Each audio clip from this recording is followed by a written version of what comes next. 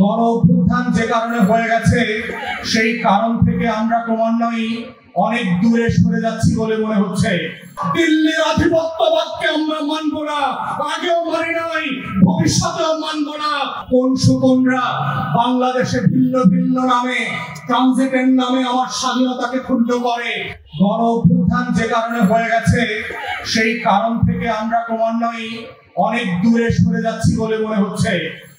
তাই একটা জিনিস মাথায় রাখতে হবে, বাংলাদেশের ইতিহাসের সবচেয়ে সফল রাষ্ট্রনায়ক ছিলেন শহীদ প্রেসিডেন্ট জিয়াউর রহমান, এবং জিয়াউর রহমানের সময় উনি ওনার ৩.৫-৪ বছরের আমলে বারবার কাজে কর্মে কথায় এবং আচরণ দিয়ে প্রমাণ করে দিয়েছেন যে এই বাংলাদেশের লাল সবুজের পতাকার প্রধানতম শত্রু কারা, তাদের বিরুদ্ধে, কোন শকুনের চোখ রাঙানির বিরুদ্ধে বারবার আমাদেরকে লড়াই করতে হয়েছে।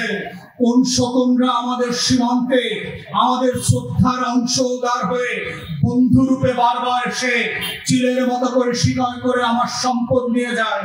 কোন শকুনরা বাংলাদেশে ভিন্ন ভিন্ন নামে, ট্রানজিটের নামে আমার স্বাধীনতাকে ক্ষুণ্ণ করে। কোন শকুনেরা চিল হয়ে আমার দেশে ট্রানজিটের নামে এবার থেকে ওপার তার সম্পত্তি ধারণ করছে।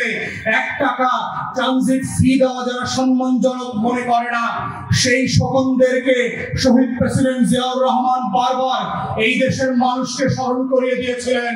ঠিক একইভাবে গত বছরের ৩৬ দিনের আন্দোলনে বাংলাদেশের দামাল ছেলেরা বাংলাদেশের টেকনাফ থেকে তেতুলিয়া পর্যন্ত, রূপসা থেকে পাথরিয়াতে, প্রান্তে প্রান্তে মহল্লায় মহল্লায় আবাবিলের মতো আসমান থেকে নেমে এসে আবু সাইদ হয়ে বুক চিতিয়ে বলে দিয়েছিল, দিল্লির আধিপত্যবাদকে আমরা মানব না, আগেও মানি নাই, ভবিষ্যতেও মানব না। এই মারানোর প্রশ্নে শুধু মানিকগঞ্জ না, বাংলাদেশের কোন স্বাধীনতাকামী, কোন সুপুরুষ, কোন আবু সাইদের উত্তরসূরিরা কোনদিন